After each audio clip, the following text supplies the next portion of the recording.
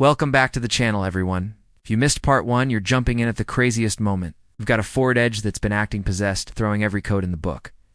And just as we thought we were getting somewhere, our whole garage system went into meltdown. The alarm is blaring system overload. The lights are flickering like a horror movie. And there's a shadowy figure rattling the door. My heart is pounding. I'm thinking, this is it. This is how it ends. Not with a bang, but with a lug wrench and a ghost. I yell out, "Marcus, if this is a prank, I'm quitting." But the door just creaks open, and in steps our neighbor Benny. He's holding this ancient-looking lantern, looking confused. He says, "Hey fellas, sorry to spook ya, and my power is out across the street, and I saw your lights flickering. Thought I'd see if you had a spare fuse." We both just about collapsed with relief.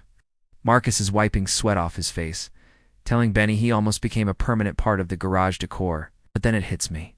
If Benny's power is out, why are our lights going crazy? The problem isn't the whole block. The problem is right here. Suddenly, Marcus's eyes go wide. He looks from the scan tool, which is still flashing system overload, to the forward edge, and it's like a light bulb goes off over his head. He dives back under the hood, yelling, "Sean, check the main ground wire behind the battery tray." Now, I scramble over, pull the battery cover off, and there it is. Or rather, there it isn't. I shout back, "Marcus." The bolt is snapped. It's barely even touching the chassis. That was our aha moment. Marcus starts explaining it like a mad scientist who just solved the universe. The bad ground was backfeeding the entire electrical system. It wasn't just affecting the car.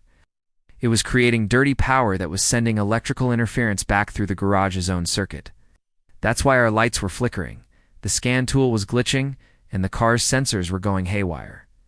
The phantom wasn't in the car. The bad ground was the phantom, haunting the entire system. I grab a pair of vice grips and clamp them onto the broken ground wire, forcing a solid connection to the chassis. And just like that, boom, everything changes instantly. The overhead lights stop flickering and burn steady and bright. The blaring system overload on the scan tool disappears, replaced by a beautiful solid green bar that reads "System Ready."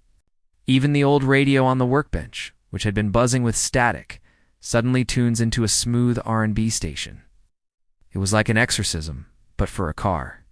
The phantom Misfire was officially busted. With a grin, Marcus leans into the car and turns the key. Man, folks, the sound that followed was pure music. The engine roared to life, not sputtering, not hesitating, just a smooth, steady, powerful hum. The beast was tamed. Marcus turns to Benny, who's been watching this whole thing unfold.